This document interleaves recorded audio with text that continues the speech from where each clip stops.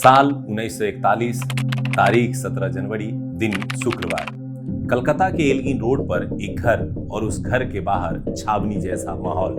घर के बाहर बहुत सारे लोग हमेशा खड़े रहते थे, लेकिन ये लोग आम लोग नहीं थे। ये अंग्रेज पुलिस और जासूसों की टोली थी। इनका सिर्फ एक काम था, कि उस व्यक्ति पर नजर रखा जाए जो खास व्यक्ति उस घर में है। बस और कुछ नहीं, उस खास व्यक्ति पर पूरी अंग्रेजी सेना नजर रखना चाहती थी, क्योंकि वो डरती थी कि कहीं ये खास व्यक्ति घर से बाहर निकल गया तो कहीं अंग्रेजी सरकार को हिला न दे। ये खास आदमी वो था जो घर से बाहर यदि चला जाए तो अंग्रेजी सत्ता को उखाड़ भी सकता था। फिलहाल समय होता है रात के करीब 1:30 बजे। कलकत्ता पूरा सो रहा था और उसी दौरान घर के कमरों की लाइट जलती छोड़ करके निकलता है एक दाढ़ी वाला पठान एक नौजवान के साथ और जाकर बैठ जाता है कार में और चुपके से रवाना हो जाता है रात के अंधेरे में। दोस्तों, अंग्रेजों को पता भी नहीं चला और उसके नाक के नीचे से उसका सबसे बड़ा कैदी दुश्मन फरार हो चुका था। पठान के भेष में कोई और नहीं बल्कि वही खास आदमी था जिसके लिए ये पूरी निगरानी बैठाई गई थी। दोस्तों, ये कहानी है भारत के सबसे रोमांचक एस्केप एडवेंचर की, जिसका मकसद था भारत की आजादी। आपको पूरी कहानी बताएंगे, पर पहले क्या गेस कर सकते हैं कि वो व्यक्ति कौन थे? चलिए शुरू करते हैं और हम ही बताते हैं। ये थे हमारे प्रिय सुभाष चंद्र बोस, जिन्हें हम लोग नेताजी के नाम से भी जानते हैं। लेकिन आखिर ऐसा क्या हुआ था कि बोस को अंग्रेजों ने इतनी निगरानियों के बीच कैद कर रखा था? आखिर अंग्रेजी सरकार इतनी डर क्यों रही थी? क्यों बोस को घर से बाहर निकलने के लिए मना कर दिया गया था? तो स्वागत है दोस्तों एडुटेरिया के आज के इस हिस्ट्री फाइल्स के एपिसोड में, जिसमें हम लोग चर्चा कर रहे हैं the great escape plan, Subhash Chandra Bose.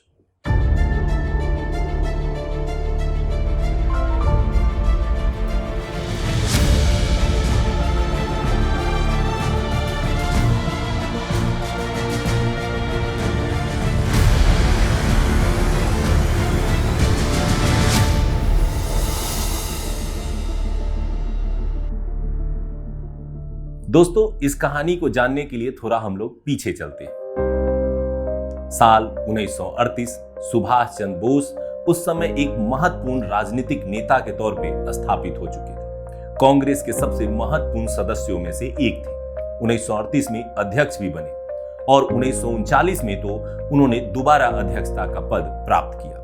लेकिन इस दौरान पट्टाभी सीतारमैया जी के हार जाने के कारण गांधी जी के विचारों से उनका मैच न करना एक बहुत बड़ी समस्या बनकर के सामने आई। समस्या ये थी कि गांधीवादी नेता और सुभाष चंद्र बोस के विचारों के बीच अंतर, और इसी कारण से कुछ कांग्रेस में मतभेद उभरने लगे और इसके बाद बोस ने कांग्रेस का साथ छोड़ फॉरवर्ड ब्लॉक की स्थापना की। अंग्रेजी नीतियों की खुलकर आलोचना फॉरवर्ड ब्लॉक के माध्यम से उन्होंने शुरू कर दी। ठीक इसी समय दुनिया में कुछ और भी बदलाव हो रहे थे। वो बदलाव था द्वितीय विश्व युद्ध का। विश्व युद्ध का खतरा पूरे विश्व पर मंडरा रहा था। जैसे ही द्वितीय विश्व युद्ध की घोषणा हुई, अंग्रेजों ने बिना भारतीयों के सहमति के ये घोषणा कर दी कि भारत हमारे साथ युद्ध में लड़ने के लिए तैयार है। सुभाष चंद्र बोस ने इसका विरोध किया। बड़े पैमाने पर कलकत्ता में विरोध प्रदर्शन शुरू हो गए। यहां तक कि बोस ने हॉलवेल स्मारक को भी हटाने की मांग की। प्रदर्शन को उग्र होता देख अंग्रेजों ने सुभाष चंद्र बोस पर नियंत्रण स्थापित करने की कोशिश की और इस दौरान उन पर राजद्रोह का मुकदमा चलाकर जुलाई 1940 में उन्हें जेल भेज दिया गया। सुभाष चंद्र बोस जेल में भी शांत नहीं रहने वाले थे। उन्होंने जेल के अंदर से ही भूख हड़ताल शुरू कर दी और जैसे जैसे उनकी तबीयत बिगड़ने लगी, अंग्रेजों पर एक दबाव बढ़ने लगा कि यदि जेल के अंदर सुभाष को कुछ हो जाता है तो पूरे भारत में आग बरस पड़ेगी, क्योंकि बहुत से लोग उनको सिर्फ अपना नेता नहीं बल्कि भारत का आदर्श मानते थे। इसलिए दिसंबर 1940 में उन्हें जेल से घर भेज दिया गया। घर घूमने फिरने या आराम करने के लिए नहीं, बल्कि नजरबंदी की व्यवस्था में उनके घर को किले के रूप में बदल दिया गया। चारों तरफ पहरे लगाए गए और उस पहरे में घर में कौन आता था, कौन जाता था, उस पर पूरी नजर रखी जाती। यहां तक कि घर में कोई सामान जाता था, चिट्ठियां जाती थी, तो उसे भी अंग्रेज चेक करते थे और उसकी जांच करते थे कि कहीं सुभाष कुछ प्लान तो नहीं कर रहे। लेकिन शायद अंग्रेज ये बात भूल गए थे कि जिस इंसान को उन्होंने कैद किया है वो कोई आम नहीं है, वो एक सुभाष है, सुभाष चंद्र बोस। सुभाष ने अपने भतीजे शिशिर बोस से एक दिन बात की। धीरे से एक दिन शिशिर बोस को सुभाष ने बुलाकर कहा, अमार एकटा काम काज करते परबो, यानी क्या मेरा एक काम करोगे। बस यहीं से शुरू होती है उनके भागने की, उनके भारत छोड़ने की पूरी कहानी। शिशिर बोस ने इसकी पूरी चर्चा अपने पुस्तक द ग्रेट एस्केप में की है। शिशिर बोस निकल पड़ते हैं अपने चाचा के लिए पूरी व्यवस्था करने। वो बाहर जाते हैं, पठान जैसे कपड़े खरीदते हैं, सलवार, टोपी, लंबी दाढ़ी, पूरा एक वेशभूषा तैयार करने वाला सामान। साथ ही एक नकली विजिटिंग कार्ड भी छपवाते हैं। कार्ड में लिखा हुआ था मोहम्मद जियाउद्दीन। हाँ, Mohammad Ziauddin, BA LLB, travelling inspector, the empire of India insurance company limited. उसका पता लिखा हुआ था जबलपुर। अब भागने का पूरा प्लान तैयार था। 16 जनवरी को कार की सर्विसिंग कराई गई। आ गया दिन जब सुभाष निकलने वाले। 17 जनवरी 1941 की रात करीब 1:30 बजे सुभाष चंद्र बोस अपने कमरे की लाइट को जला छोड़ते हैं ताकि लोगों को लगे कि सुभाष अपने कमरे में है। चुपचाप से रात के 1:30 बजे वो घर से निकलते हैं, दाढ़ी वाले पठान के भेष में और एक नौजवान साथी अपने भतीजे शिशिर के साथ जर्मन कार में बैठते हैं और निकल पड़ते हैं अपनी मंजिल। उस रात पूरा कलकत्ता सो रहा था जब वो अंग्रेजों की नाक के नीचे से निकल पड़े। रात के अंधेरे के बीच हावड़ा ब्रिज पार करते हुए, सड़क को पीछे छोड़ते हुए सुबह तक पहुंच जाते हैं धनबाद। धनबाद वो पहुंचते हैं अपने रिश्तेदार अशोक के घर। मजेदार बात यह थी कि अशोक ने भी उन्हें नहीं पहचाना। सुभाष ने भी अभिनय जारी रखा और अपने आप को एक बीमा एजेंट के रूप में प्रस्तुत किया। शाम को गोमो स्टेशन, जो वर्तमान में झारखंड में है और सुभाष चंद्र बोस स्टेशन के रूप में जाना जाता है, वहां से काल का मेल पकड़ी। यहां पर सुभाष और शिशिर एक दूसरे से अलग हो गए और काल का मेल से वो दिल्ली की ओर निकल पड़े। शिशिर बोस 18 जनवरी को वापस कलकत्ता आ गए और उन्होंने सुभाष चंद्र बोस के गायब होने के बारे में अलग अलग कहानियां सुनानी शुरू की। सुभाष ने उन्हें कहा था कि मेरे जाने की खबर अंग्रेजों को कम से कम 4-5 दिन तक न पता चले, इसकी पूरी कोशिश करना। इसी वजह से कलकत्ता में शुरू हुआ एक नया नाटक। हर दिन कमरे में खाना रखा जाता, समय से लाइट ऑन की जाती, समय से लाइट ऑफ की जाती, ताकि बाहर जासूस और पुलिस को यह लगे कि घर में अभी भी सुभाष चंद्र बोस है। और एक नई कहानी अब यहां से जन्म लेती है। 27 जनवरी को अदालत में सुभाष चंद्र बोस की पेशी होनी थी। तभी सुभाष को ढूंढा गया तो बताया गया कि सुभाष तो घर में है ही नहीं। खबर सुनते ही अंग्रेजों के पैरों से जमीन खिसक गई। अखबारों के हेडलाइन में मुख्य रूप से सुभाष चंद्र बोस के गायब होने की खबरें छापी गई। किसी ने कहा शायद वो संन्यास लेने चले गए हैं। यहां तक कि गांधी जी ने जब पत्र भेजा तो गांधी जी को भी सुभाष के परिवार ने यही जवाब दिया कि हालात संन्यास की ओर इशारा कर रहे हैं। उधर अंग्रेज अधिकारी परेशान थे। सुभाष के भागने की खबर के बाद बंगाल का गवर्नर जॉन हर्बर्ट बहुत चिंतित था। वायसराय लिनलिथगो ने भी हर्बर्ट पर पूरी नाराजगी जताई, क्योंकि उन्हें पता था कि सुभाष कोई आम नहीं है, वो पूरी व्यवस्था को बदल सकता है। दूसरी ओर सुभाष चंद्र बोस कालका मेल से दिल्ली उसके बाद फ्रंटियर मेल से पेशावर निकल गए। पेशावर में जाकर वो अपने एक साथी अकबर शाह के साथ ताजमहल होटल में रुके। वहां भी अंग्रेजी जासूस का खतरा मंडरा रहा था। ऐसे में उन्होंने अकबर शाह के घर पर रुकने का निर्णय लिया और होटल को छोड़ दिया।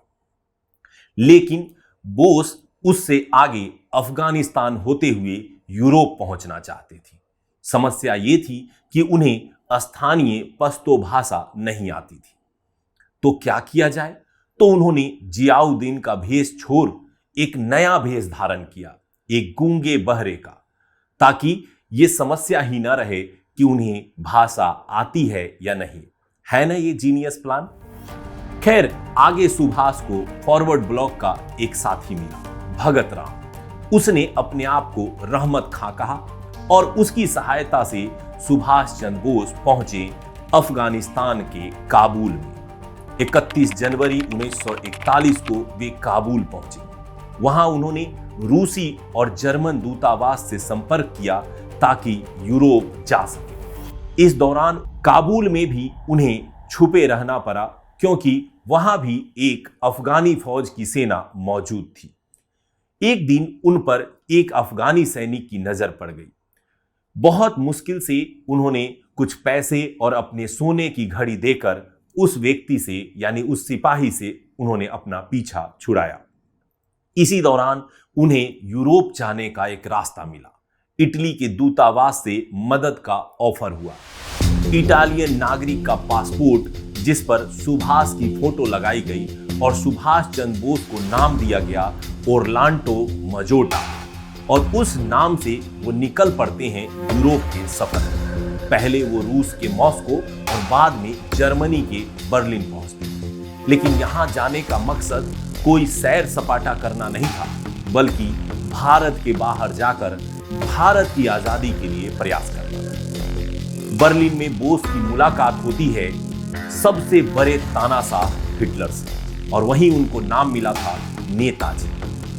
29 मई 1942 का दिन सुभाष चंद्र बोस और हिटलर आमने सामने हुए। दोनों के बीच वार्ता शुरू हुई। सुभाष ने हिटलर के सामने 3 बातें रखी। पहली बात कि धुरी राष्ट्र ब्रिटेन के खिलाफ भारतीय स्वतंत्रता में भारत की मदद करें। दूसरी बात कि मीन कैंप जो किताब हिटलर द्वारा लिखी गई है, उसमें जो भारत विरोधी बातें लिखी गई है, उस पर समय निकालकर हिटलर सफाई दे, क्योंकि वो बातें भारतीयों को चुभती है और इसका फायदा अंग्रेज उठाते हैं। तीसरी बात कि जापान से मदद की पेशकश हुई है और उन्हें जापान जाने के लिए रास्ता या सहायता उपलब्ध कराया जाए।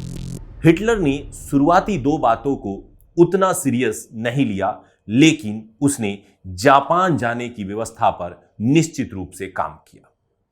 कुछ दिन बीत गए और 9 फरवरी 1943 को नेताजी आबिद हसन के साथ जापान के लिए निकलते हैं, और इस दौरान हिटलर ने उनकी मदद की यू बोट 180 पनडुब्बी उपलब्ध कराकर। एक जर्मन पनडुब्बी जो बहुत आकार में छोटा था, डीजल की बदबू से भरा हुआ था, कठिनाइयों भरे रास्ते पर उन्हें निकलना पड़ा। लंबी यात्रा के बाद 28 अप्रैल 1943 को वह जर्मन पनडुब्बी से उतरे और पहुंच गए जापानी पनडुब्बी, और इस तरह से कठिनाइयों भरे रास्तों को पार करते हुए 13 मई 1943 को वो पहुंचते हैं सुमात्रा। वहां उन्होंने चालक दल को धन्यवाद कहा और जापान की ओर बढ़ चले। जापान, जहां पर इंतजार हो रहा था उनका, आजाद हिंद फौज का नेतृत्व संभाले। वह आजाद हिंद फौज जो जापान और सिंगापुर के क्षेत्र में भारतीयों द्वारा स्थापित किया जा चुका था। रास बिहारी बोस उनका इंतजार कर रहे थे।